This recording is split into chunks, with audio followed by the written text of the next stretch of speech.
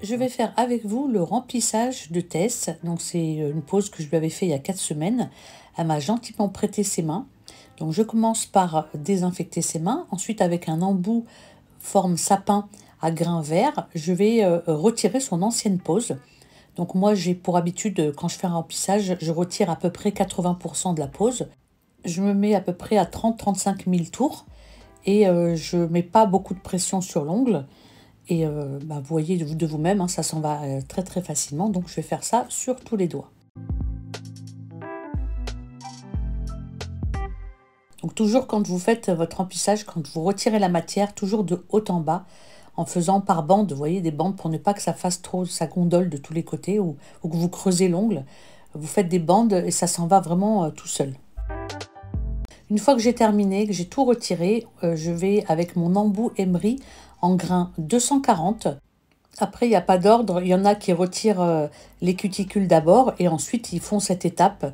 Vous faites comme vous voulez. Donc moi, j'ai pris mon embout en grain 240. Je suis à peu près à 10 000 tours, entre 7 et 10 000 tours. Et pareil, j'effleure vraiment l'ongle. Alors bien sûr, il reste un peu de gel. C'est pour lisser l'ongle, pour qu'il soit bien lisse. Et en même temps, pour matifier la plaque, tout simplement. Une fois que j'ai terminé, je dépoussière. Et ensuite, on va passer au limage. J'utilise des limes Papman, ce sont des limes jetables. Elles sont hyper pratiques. Donc là, j'ai pris un grain 180 et elle ne voulait pas les raccourcir cette fois-ci. Elle voulait garder la longueur. Donc je reprends juste un peu la forme. Surtout qu'elle a les ongles qui poussent hyper rapidement quand elle vient avec au bout de 4 semaines. Ils ont hyper bien poussé.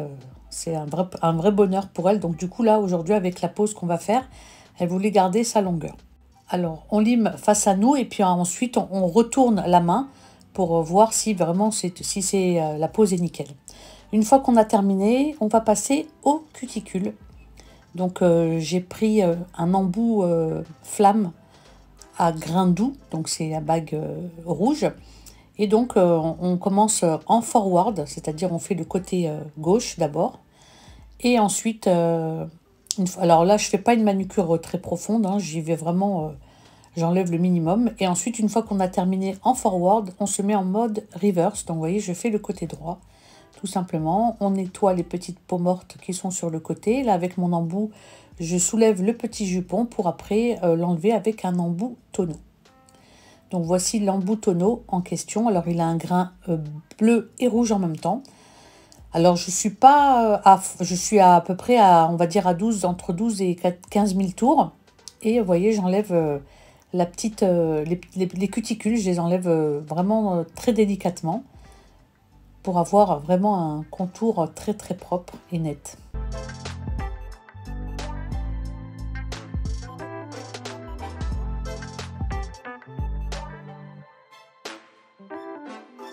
Voilà, donc on a fini toutes les étapes. On va passer maintenant, on va dépoussiérer bien comme il faut. Et ensuite, je vais appliquer sur chaque ongle du déhydrator de chez Victoria Vin. Donc c'est un nail prep mais qui accroche en même temps. Je mets jamais de primer. Moi, depuis que j'ai découvert ce nail prep, il est vraiment très bien. Et je vais utiliser la base pro adhésive de chez Be My Gems. Alors, elle est vraiment très bien cette base.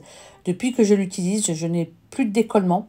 Auparavant, j'utilisais une autre base qui me faisait que des problèmes. Et celle-là, franchement, elle est impeccable. Donc, j'en applique un petit peu sur chaque ongle. Et avec un pinceau plat, je masse l'ongle, histoire que la base pénètre bien dans les écailles de l'ongle. Ensuite, au niveau des pouces, ils étaient plus courts. Du coup, elle voulait qu'on les rallonge un peu. Alors, je vais utiliser les pop-it. Je vais utiliser le Pink Blush, le gel Creamy Gel Pink Blush de chez Eliamage, le numéro 7. C'est vraiment un incontournable. J'en applique dans le pop-it. Donc, je crois que c'est au 3e trait. Alors, j'ai pris au niveau des pop-it, j'ai pris la forme stiletto, parce que je veux faire une amande. C'est une forme descendante. Donc, c'est ce dont j'ai besoin. Donc, j'applique la matière dans le pop-it. Et là, vous avez vu, je ne vais pas jusqu'au cuticule, je vais jusqu'au à peu près 3/4. Je précatalyse avec ma lampe pop-it. Je retourne et là, vous allez voir, j'ai pas mis assez de matière. Du coup, ça fait un creux. Vous avez vu, entre l'ongle et le pop-it, il y a un écart. Du coup, je le comble, bien évidemment. On ne va pas laisser le trou. je le comble pour éviter les infiltrations. Ensuite, elle a catalysé sous la lampe 60 secondes. J'ai démoulé le pop-it. Et là, maintenant, une fois que j'ai fait mes petites réparations, alors elle avait que les 2 pouces à rallonger, je commence mon gainage pour ne pas perdre de temps. Je ferai le limage des 2 pouces en dernier pour éviter de faire de la poussière. Parce que si maintenant je fais le limage des pouces, bah, ça va faire de la poussière sur tous les autres ongles et j'ai pas envie. Donc du coup, je commence d'abord par faire mon gainage sur tous les ongles et ensuite je dégraisse tout et je fais le limage de mes pouces. Alors pour le gainage, j'applique une fine couche de patinoire sur l'ongle que je ne catalyse pas. Je mets une petite bille de gel et je l'étire avec mon liner, tout simplement. Alors moi, je ne mets pas beaucoup de matière, surtout que les ongles ne sont pas très longs. Donc il faut vraiment mettre de la matière là où il faut, c'est-à-dire au niveau de l'apex. Les cuticules, il n'y a pas besoin. Alors là, j'applique ma petite bille que j'écrase vers les cuticules sans les toucher. Et puis je ramène le gel vers le milieu. Et puis arrivé aux 3/4, comme ça, j'arrête de mettre du gel. Et j'étire avec mon liner pour que le bord libre soit vraiment très fin. Et si je vois qu'il y a encore beaucoup de matière, j'en retire encore un peu. Donc voici le gainage terminé, donc c'est super joli. Maintenant, je vais m'attaquer au pouce. Donc je dégraisse, je retire la couche collante dessus et surtout en dessous, ne pas oublier. Et ensuite, avec mon embout à grains rouges, c'est un embout en carbure qui est très bien.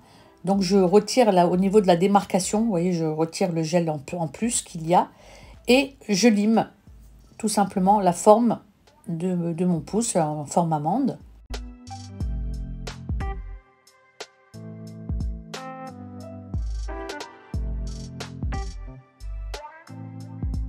Je dépoussière et une fois satisfaite de la forme, je reprends mon embout Emery en grain 240 et là je vais passer par-dessus histoire que vraiment on va dire l'extension soit vraiment hyper fine.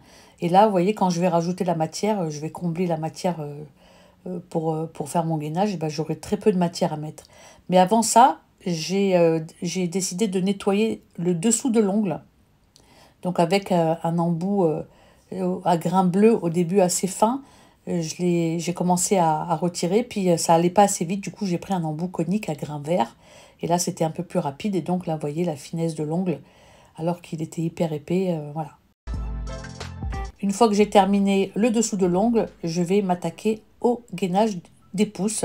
Donc pareil, ma petite couche de patinoire que je ne catalyse pas, ensuite une petite bille que je fais naviguer de droite à gauche et ensuite avec mon liner, je vais étirer la matière.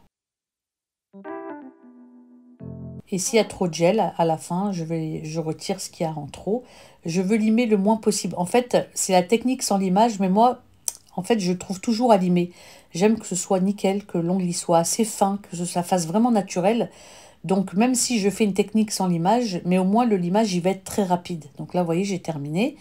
On dégraisse, ongle par ongle, et ensuite on va procéder au limage. Alors vous allez voir comment je fais. C'est très structuré en fait. Je commence déjà avec ma lime à passer un petit coup au niveau des parallèles. Déjà pour que les parallèles soient bien droites, que l'ongle ne soit pas, qu'il n'y ait pas de débordement au niveau de bourrelet, au niveau des côtés. Il faut que ça suive l'ongle naturel, non pas le doigt. Donc il faut que ce soit très fin. Et une fois que j'ai fait ça à tous les ongles, je reprends mon embout Emery en grain 240 et je passe un petit coup de droite à gauche, vous voyez, pour que ce soit vraiment régulier et que j'affine l'ongle le maximum. Vous voyez, donc vraiment le limage, il est rapide.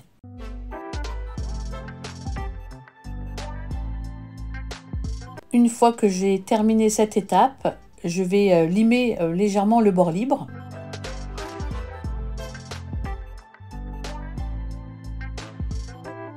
Et ensuite, je passe un petit coup de buffer pour justement retirer toutes ces traces de lime, pour bien tout lisser et pour bien encore tout affiner. Voilà, moi c'est comme ça que je procède, même si c'est une technique sans limage, je fais ça. Mais c'est vrai que quand on met déjà la quantité plus ou moins juste, ben, le limage il se fait très rapidement. Bien sûr, si vous mettez une très grosse quantité de gel, ben, vous aurez plus à limer. Donc c'est voilà. Donc une fois que j'ai terminé, j'ai dépoussiéré et là maintenant on va s'attaquer au nail art.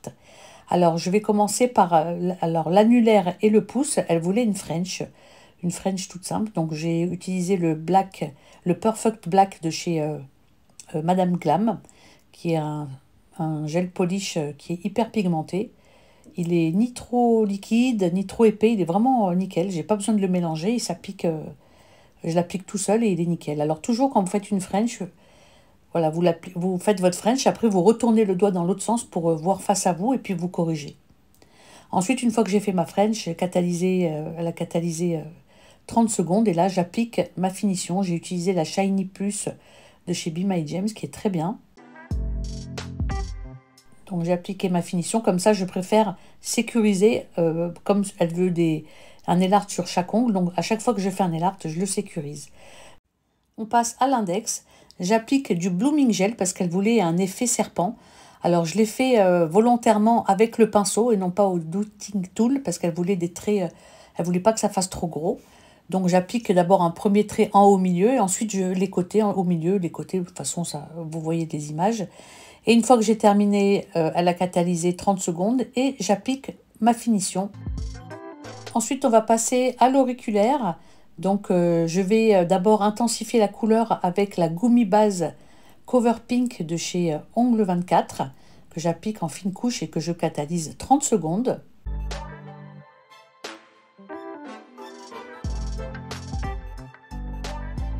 Ensuite, je vais appliquer une fine couche de top coat gloss parce qu'elle veut une finition effet frozen. Donc, vous appliquez un top coat que vous ne catalysez pas. Et puis, vous mettez sur une palette à nail art un peu de finition mat velours. Et avec un liner, vous faites des dessins dessus. Pas trop non plus. Vous catalysez, ça vous fait un effet frozen. On va passer au dernier nail art. C'est l'effet tweed. Donc, le tweed, c'est un tissu, un lainage avec avec un tressage de différentes couleurs. Alors, il est dans les roses, dans les tons de rose, vous pouvez le trouver dans les tons de marron, enfin bref. Et du coup, pour ceci, je vais utiliser en toile de fond la couleur Daydream de chez Madame Glam. Donc, c'est un espèce de rose froid avec des fines paillettes, mais on ne les verra pas, mais bon, voilà. Donc, je l'ai appliqué sur le majeur, j'ai catalysé 30 secondes et maintenant, je vais utiliser le même semi-permanent que je mélange avec de la poudre acrylique clear pour faire un effet un peu texturé, un effet de laine. Vous allez le voir. Donc j'utilise une petite éponge et je prélève un peu de cette matière et je l'étale, je la tapote sur l'ongle comme vous pouvez le voir. Alors il ne faut pas trop en mettre, vous en mettez un peu, mais il faut que ça fasse un effet un peu texturé. Et une fois que j'ai appliqué ma matière, avec l'autre côté propre, je tapote encore pour bien écraser la matière, mais que ça fasse quand même un effet. J'ai catalysé, donc là on voit que c'est mat, donc c'est vraiment ce que je voulais. Et maintenant avec mon semi-permanent blanc, je vais faire des traits, d'abord en mode vertical. Et ce qui est bien, c'est que le fait que j'ai fait ce fond avec le côté mat comme ça, ben, en fait quand vous faites un trait, ça fait pas un trait net, ça fait un trait un peu hachuré et c'est ce qu'on recherche. Une fois que j'ai fait tous mes traits en blanc, je saupoudre avec de la poudre acrylique clear, je catalyse et je dépoussière. Et maintenant on va utiliser la couleur rose, donc c'est un rose froid, c'est la Gummy Base Cover Pink de chez Ongle 24, pareil que j'applique par-dessus. Et du fait que le dessous soit mat, et ben ça accroche pas. Du coup, ça fait comme des petites hachures et ça fait vraiment très naturel. Donc, une fois que j'ai fait mes traits verticales, je fais la même chose en mode horizontal. Et pareil, je vais saupoudrer avec la poudre acrylique clear et j'envoie sous la lampe 30 secondes. Je dépoussière.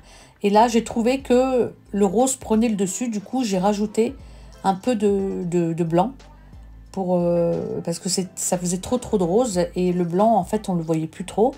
Donc, j'ai rajouté quelques traits blancs par-dessus, pareil, horizontal et vertical. J'ai saupoudré toujours avec la poudre clear. Et j'ai catalysé. Pour finir, je vais rajouter avec le gel Baroque Or quelques petits traits doré champagne. Ça imite le lurex qu'il y a dans le tissu. C'est cette espèce de fil doré très joli. Et donc je vais en appliquer vraiment très subtilement. Et je vais pareil, cette fois-ci je ne saupoudre pas, je catalyse directement sous la lampe et je laisse cet effet, ce côté brillant. Et je vous laisse avec le résultat, vous me direz en commentaire ce que vous en pensez.